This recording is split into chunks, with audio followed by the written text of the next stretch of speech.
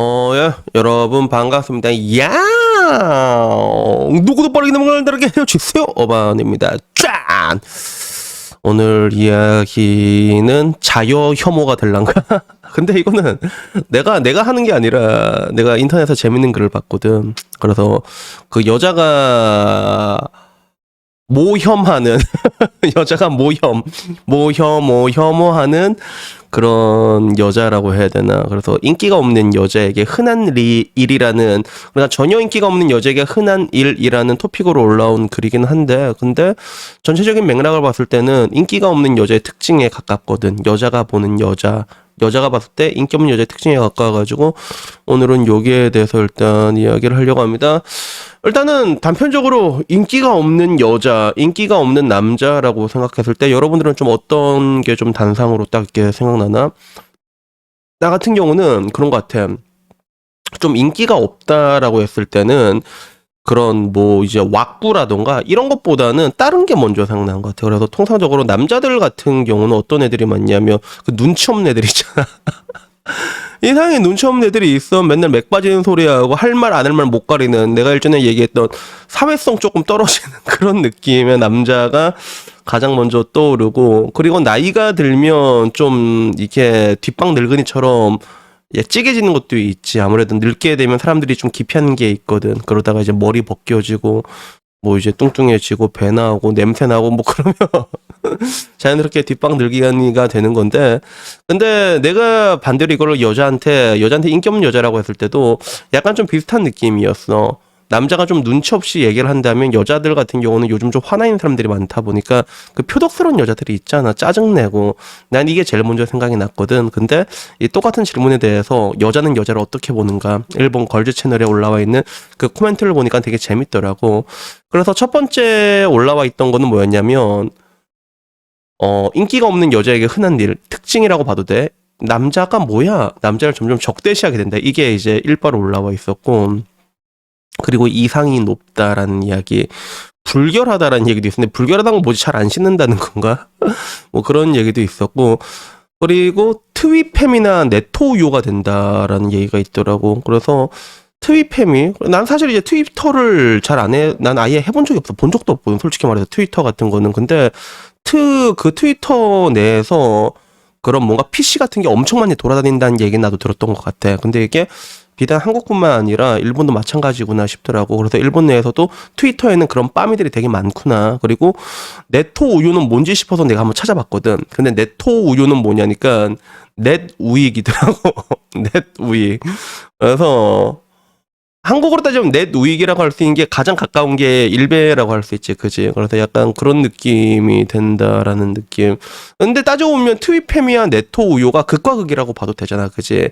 트위팸이들은 약간 어떻게 보면 이제 그런 그 LGBT 성소수자들이다 보니까 그쪽으로 갈 수밖에 없고, 극저로 갈 수밖에 없고, 네토요는 극우니까 결국에는 이제 완전히 극단으로 가게 되는 거지. 왼쪽으로 가든 오른쪽으로 가든. 그래서 이런 이야기가 있었고, 남자가 싫어. 사람이 아니라 남자 그 자체를 적대시하기 시작한다라는 얘기.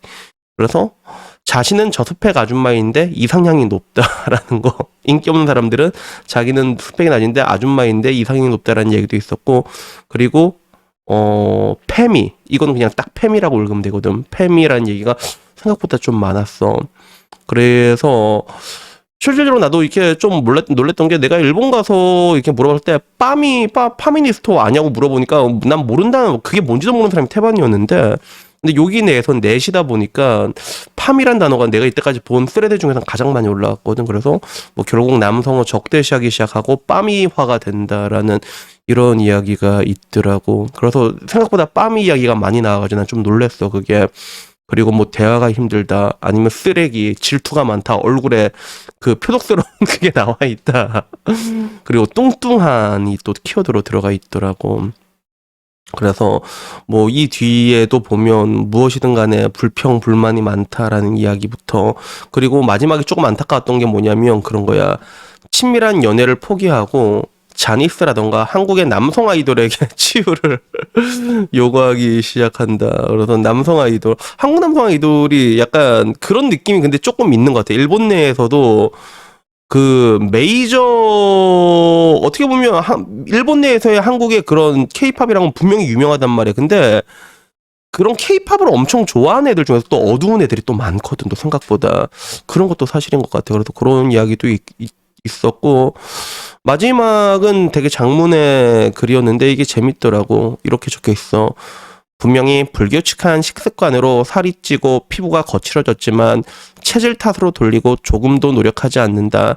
하지만 비싼 화장품과 에스테틱 성형은 한다. 나는 이렇게 노력하는데 라고 말하기 시작한다. 야리맨, 술에 취해 모르는 사람의 집에서 일어났다는 에피소드를 무용담처럼 이야기한다. 이 야리맨이 그런 뜻인가? 이건 그냥 원나잇 아닌가?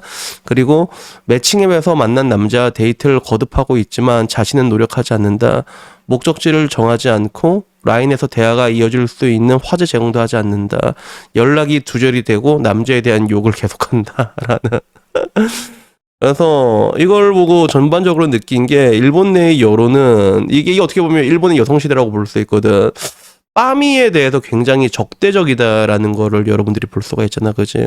그래서 사실 이 문제가 어떻게 보면 하나의 이지매적인 습성일 수도 있어요. 일본에서 나온 이지매적인 습성. 그리고 내가 옛날에 했을 때도 이렇게 보면 아니 그 못생긴 것도 서러운데 너무 무시하는 거 아니에요? 어떻게 보면 내가 늘상 말했던 약자멸시 아니냐고 얘기할 수가 있는 건데 이거는 조금 다르다고 내가 말할 수 있는 게 내가 언젠가 얘기했잖아. 대한민국 약자멸시가 심하다. 이건 하지 말아야 된다. 근데 한편으로는 약자를 멸시해야 되는 이유도 있다라고 얘기한 적이 있잖아. 그게 왜 그러냐면 그 뭔가 이제 지금 말하는 그 약자들이 주장하는 것들이 오히려 더 이 사회를 더 병들게 하는 것들이 되게 많거든. 대표적으로 빠미가 그렇잖아. 사회를 되게 아름다운 이유로 이렇게 뭔가 이제 자유, 평등 그러면서 이제 코르셋이니 뭐니 다 같이 못생겨지자고 얘기를 하지만 근데 결국엔 그 목적이 이제 그런 뭔가 이제 남성 혐오로 이어지게 되는 것들이 되게 많잖아. 그리고 그거는 반대쪽도 마찬가지인데 근데 문득 이걸 보면서 느꼈던 거는 뭐냐면 그런 것 같아. 일본 내에서는 이런 것들에 대해서 진압을 하려는 노력이 굉장히 많이 보여.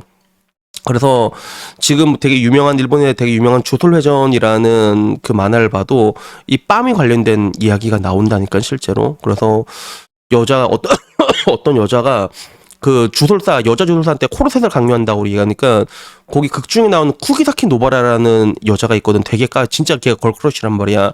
자기 손에 정을 그냥 상대방이랑 링크시키는 기술이 있는데 자기 손에 정을 박아갖고 이제 때려잡는 그 정신 나간 도라이 같은 여자가 있거든. 근데 그 여자가 야 까는 소리 하지 말라고. 나는 이뻐지기 위해서 노력하는 내가 좋다고 말하면서 이제 싸우는 장면이 나오는데 비단 이런 것뿐만이 아니라 그 메시지들 같은 거 봤을 때 이런 걸 진압하는 메시지가 굉장히 많아요. 일본 내에서는. 그리고 커뮤 분위기를 봐도 이런 애들 공구는 분위기잖아. 사회의 질서를 파괴하는 애들로 균형을 짓고 있단 말이야. 근데 대한민국은 이제 그 반대가 되는 거지. 얘들이 이미 지배를 하고 있는 거지. 그치?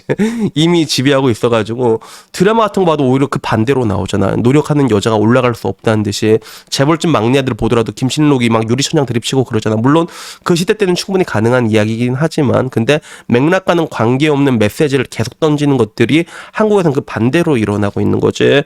그래서 여기에 대한 이 차이라는 게 결국에는 이제 분명하게 갈리게 되는 그런 시점이라고 생각을 해. 그리고 한편으로는 한국 남자들이 그렇게 일본 여자에 환장하는 이유 중에는 바로 이런 것들도 있는 게 아닐까 하는 생각이 듭니다.